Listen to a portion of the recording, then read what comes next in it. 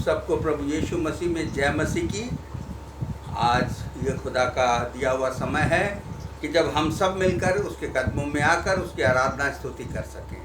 आइए हम वचन के पहले दुआ में जाएं। हालेलुया। पाक पापस पानी, आज लाखों लाखों घुटने आपके कदमों के आगे टिकते हैं, उन्हें हमें भी कबूल फरमाइए। पिता, तमाम आशीषों नियामतों बरकतों के लिए आपका धन्यवाद देते हैं। सुबह की रोशनी आपने दी, नया जीवन दिया, नया दिन दिया। प्रभु आपका धन्यवाद हो। बरकतों के देने वाले जीवित परमेश्वर, हम आपका हृदय से धन्यवाद करते हैं और आपके लहू के नाम से आज का वचन शुरू करते हैं। आशीषित कीजिए, बहुतायत से फल लाए। पिता, पुत्र, पवित्र आत्मा के नाम से मांगता हूँ, आमीन। आज का मेरा टॉपिक है यहोवा का देखना और मनुष्य का देखना। हम सब एक दूसरे को देखते हैं, किस नज़रिए से देखते हैं। किसी का नज़रिया अच्छा होता है, कोई किसी को बेइज्जती की नज़र से देखता है, कोई किसी को इज्जत की नज़र से देखता है, कोई किसी के ठट्ठों को नज़र में उड़ाता है। मेरे पिता कहता है कि मेरा देखना और मनुष्य का देखना में फ़र्क है। इसमें हम निकाल ले पहला शामुएल 16 अध्याय उसकी 3री आयत से लेकर के उसकी 13वीं आयत तक। यहाँ प्रभु का वचन इस प्रकार कहता है, यहोवा ने शामुएल से कहा, ना तो तू उसके रूप पर दृष्टि कर, ना उसके कद की ऊंचाई पर, क्योंकि मैंने उसे अयोग्य जाना है। क्योंकि यहोवा का देखना मनुष्य का सा नहीं। मनुष्य तो बाहर का रूप देखता है, परंतु यहोवा की दृष्टि मन पर रहती है।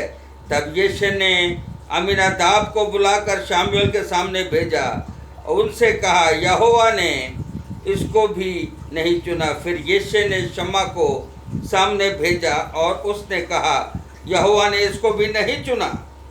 इस प्रकार यिशै ने अपने 7 पुत्रों को शामुएल के सामने भेजा और शामुएल यिशै से कहता था, यहोवा ने इन्हें नहीं चुना। तब शामुएल ने यिशै से कहा, क्या सब लड़के आ गए? वह बोला, नहीं, छोटा तो रह गया है और वह भेड़ बकरियों को चरा रहा है। शामुएल ने यिशै से कहा, उसे बुलवा भेज, क्योंकि जब तक वह यहाँ न आए तब तक हम खाने को न बैठेंगे। तब वह उसे बुलाकर भीतर ले आया। उसकी तो लाली भी झलकती थी और उसकी आंखें सुंदर और उसका रूप सुडौल था। तब यहोवा ने कहा, उठ, इसका अभिषेक कर, यही है। तब शामुएल ने अपना तेल को सींग में लेकर उसके भाइयों के मध्य उसका अभिषेक किया और उस दिन से लेकर भविष्य को यहोवा का आत्मा दाऊद पर बल से उतरता रहा। तब शामुएल उठकर रामा को चला गया। यहाँ प्रभु का चुनाव, मनुष्य अपने तरीके से चुनाव करता है। आज के इंटरव्यू में जब हम देखते हैं तो लोग मनुष्य की पर्सनालिटी, दिल डॉल को देखकर उसका चुनाव करते हैं, पर मेरा प्रभु का चुनाव ऐसा नहीं। उसने जब दाऊद का अभिषेक होना था, शामुएल नबी को कहा, जा यिशै के पुत्रों में से तू एक का अभिषेक कर। उसके सारे बेटे आते रहे। वो देखने में हृष्ट पुष्ट, बलवान और लंबे चौड़े थे, परंतु परमेश्वर की नजर में वो अयोग्य थे। मेरे अजीजों, याद रखो, जिसको मनुष्य की दृष्टि योग्य समझती है, उत्तम समझती है, वो प्रभु की दृष्टि में कुछ और होता है। मेरे पिता की दृष्टि आत्मा को परखती है, बाह्य शरीर को नहीं। यहाँ पर जब शामुएल ने पूछा कि 6 बच्चे चले गए, कि तेरे और भी पुत्र हैं? उसने कहा, हाँ, एक सबसे छोटा। वो सबसे छोटा था, अभी जवानी के दल ही इस पर कदम रखे थे और उसको प्रभु ने चुना। किसका? बनी कौम इज़राइल का अगुवाई करने के लिए राजा। वो क्या कैसे हुआ?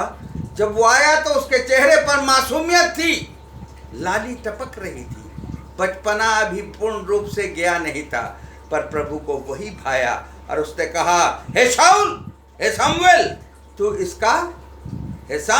इसका अभिषेक कर। और उसने उसका अभिषेक कर, यही है। शामुएल ने अपना तेल का सींग लेकर उसके भाइयों के मध्य में उसका अभिषेक किया। उसके भाई भी वहां थे, परंतु जो प्रभु को उचित था उसका अभिषेक किया। और उस दिन से लेकर भविष्य को यहोवा का आत्मा दाऊद के ऊपर बल से उतरता रहा। प्रभु का चुनाव ऐसा होता है।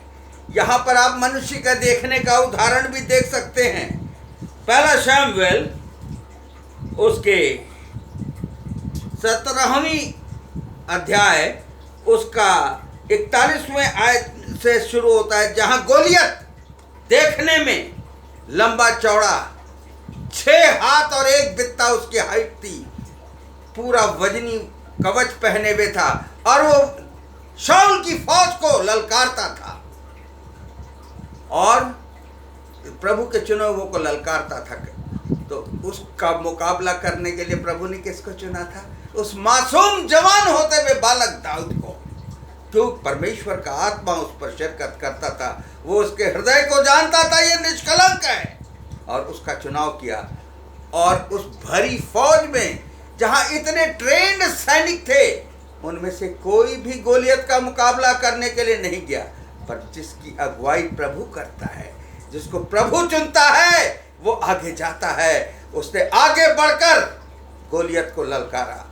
उसने कहा, आ मैं तुझे चिड़ियों का आहार बना दूंगा।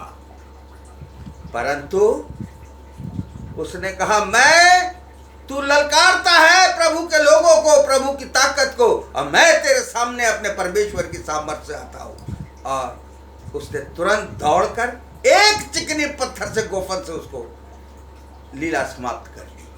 मनुष्य का देखना था, वो गोलियत को देखकर डर गए थे। बनी कौम के इस्राएल के सैनिक उससे मुकाबला करने को ना जाते थे, क्योंकि करार ये था कि अगर वो मुझे हरा देगा तो हम सब पर वो हावी हो जाएगा, अगर मैं उसको हरा दूंगा तो तुम सब मेरे गुलाम हो जाओगे। मेरे अजीजों, प्रभु हमें गुलामी में नहीं रखना मांगता। मेरे अजीजों, वो चाहता है कि उसके चुने हुए अधिकारी हों। दाऊद को उसने चुना और युद्ध के लिए भेज दिया। आप कृपया निकाल लें प्रभु का वचन, यिर्मयाह 32, यिर्मयाह 32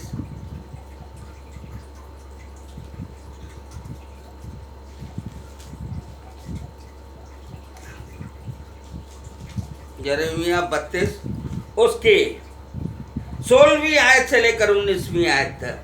जब मैंने मोल लेने की दस्तावेज नेरिया के पुत्र बाराक के हाथ में दी, तब मैंने यहोवा से यह प्रार्थना की, हे प्रभु यहोवा, तूने बड़ी सामर्थ और बढ़ाई हुई भुजा से आकाश और पृथ्वी को बनाया है। तेरे लिए कोई काम कठिन नहीं है। मेरे अजीजों, प्रभु के देखने में कोई काम कठिन नहीं है। तू हजारों के करुणा करता है, परंतु पूर्वजों के अधर्म का बदला उनके वंश के लोगों को भी देता है। हे महान पराक्रमी परमेश्वर, जिसका नाम सेनाओं का यहोवा है, तू बड़ी युक्ति करने वाला, सामर्थ्य काम करने वाला है। तेरी दृष्टि मनुष्य के सारे चाल चलन पर लगी रहती है।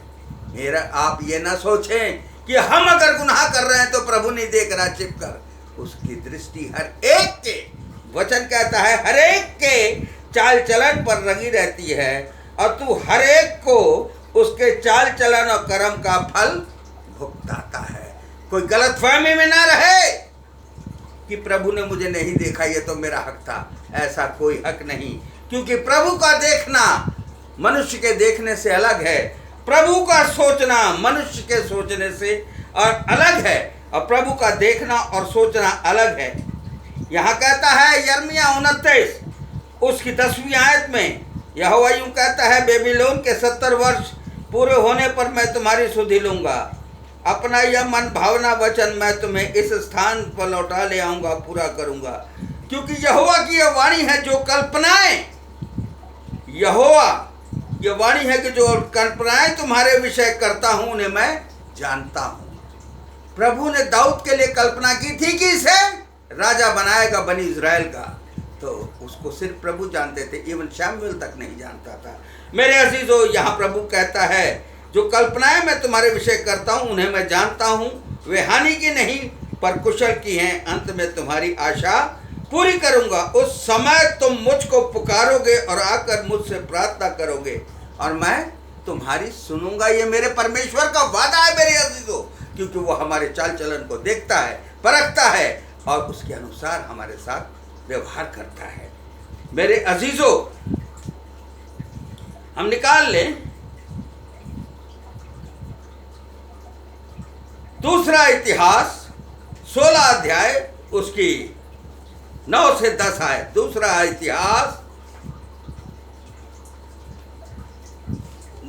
इतिहास उसका 16वां अध्याय उसकी 8, 9 और 10 आए।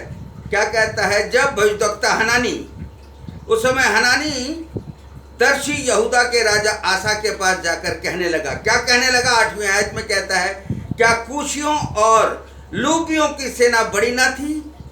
क्या उनमें बहुत से रथ सवार न थे? तो भी तूने यहोवा पर भरोसा रखा। यहोवा अपने पर भरोसा रखने वाले को अनदेखा नहीं करता, क्योंकि उसकी दृष्टि हर एक को परखती है। यहाँ वचन आगे कहता है कि उसने तेरे हाथ भरोसा रखा, इस कारण उसने उनको तेरे हाथ में कर दिया। देख, 9वीं आयत कहती है, देख यहोवा की दृष्टि सारी पृथ्वी पर इसलिए फिरती है कि जिनका मन उसकी ओर निष्कपट रहता है, उनकी सहायता में वो अपना सामर्थ्य दिखाए। उनकी सहायता में अपनी सामर्थ्य दिखाए। तूने यह काम मूर्खता से किया, इसलिए अब तू लड़ाइयों में फंसा रहेगा। मेरे अजीजों, हम जब अपनी युक्तियों से करते हैं तो हम फंसते चले जाते हैं, पर जब प्रभु हमारे साथ होता है, जैसे दाऊद के साथ था, उसने गोलियत को एक पत्थर में धाराशायी कर दिया, गर्दन काट दी। कोई युद्ध के विद्या सीखने की जरूरत नहीं पड़ी, क्योंकि संसार का सृष्टिकर्ता उसकी अगुवाई करता था। यरीहो की दीवार बिना तलवार चलाए टूट गई, क्योंकि यहोवा देखता था उनके चरित्र को, उनके हर कार्य को और उनके विश्वास को। उन्होंने 6 चक्कर लगाए, 7वें चक्कर पर शंखनाद करते हुए, जयकारा करते हुए जब चक्कर लगाया तो दीवार टूट गई। मेरे अजीजों, यहोवा हर एक को देखता है।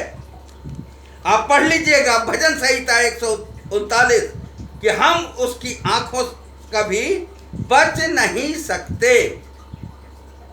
हे यहोवा, तूने मुझे जांच कर जान लिया है। तू मेरा उठना बैठना जानता है और मेरे विचारों को दूर ही से समझ लेता है। कितना ज्ञानी परमेश्वर है कि मेरा उठना बैठना, आपका उठना बैठना तक उसको मालूम है और मेरे विचारों को दूर ही से समझ लेता है। मेरे चलने और लेटने को भी तू भली भांति छानबीन करता है। तू मेरे पूरे चाल चलन का भेद जानता है। हे यहोवा, मेरे मुंह से ऐसी कोई बात नहीं जिसे तू पूरी रीति से ना जानता हो। तूने मुझे आगे पीछे से घेर रखा है और अपना हाथ मुझ पर रखे रहता है।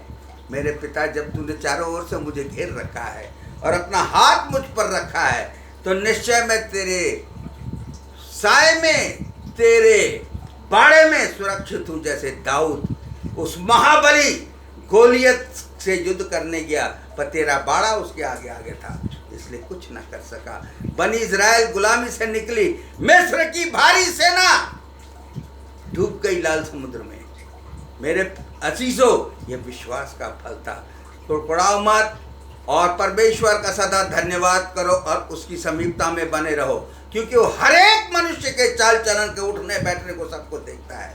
मेरे अजीजों, हमारा देखना, हमारी नज़र में हम धर्मी होते हैं, पर क्या हम परमेश्वर की नज़र में धर्मी हैं? भजन संहिता में लिखा हुआ है कि कोई भी उसकी दृष्टि में धर्मी नहीं।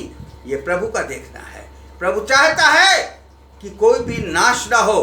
प्रभु आपके विश्वास पर अनुग्रह करता है और आपकी सहायता करता है। और उसने लिखा है यिर्मयाह में 29 में कि जो कल्पनाएं मैं तेरे लिए करता हूँ वो भलाई की हैं।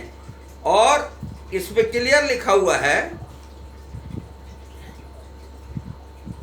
पूरा करूंगा, लौटा ले आऊंगा, क्योंकि यहोवा की वाणी है कि जो कल्पनाएं मैं तुम्हारे विषय करता हूं उन्हें मैं जानता हूं, वे हानि की नहीं तुम्हारी आशा पूरी करूंगा। फिर यहाँ 13वीं आयत में लिखा है, तुम मुझे ढूंढोगे और पाओगे। यहाँ नहीं लिखा कि तुम मुझे अंधेरे में टटोलते रहोगे, नहीं पाओगे।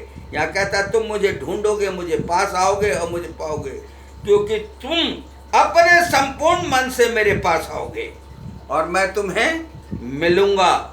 यहोवा की वाणी है और बंधुआई से लौटा ले आऊंगा।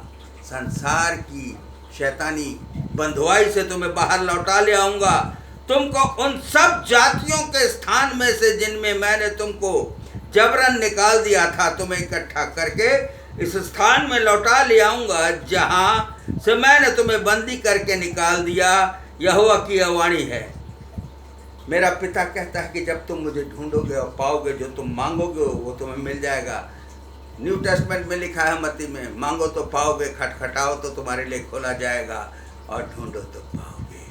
हालेलुया। पाक वापस वाणी आपके इस वचन पर अनुग्रह हो धन्यवाद देते हैं पिता कि आपका देखना प्रभु हर एक मनुष्य पर है।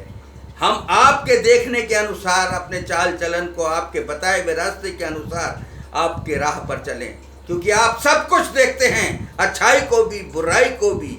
मेरे पिता आप हर एक के दिलों को परखते हैं, जांचते हैं। प्रभु दाऊद के 6 भाइयों की तरह हम अयोग्य ना गिने जाएं, परंतु पिता दाऊद की तरह तेरी नज़रों में योग्य हों। हम अपने में अपनी कोई योग्यता नहीं रखते, पर पिता आप जानते हैं हमारा भविष्य। आप पीढ़ी दर पीढ़ी के खुदा हैं, सब कुछ आपका है। आपके पवित्र कदमों में अर्पित करता हूँ पिता, पुत्र, पवित्र आत्मा के नाम से मांगता हूँ, आमीन।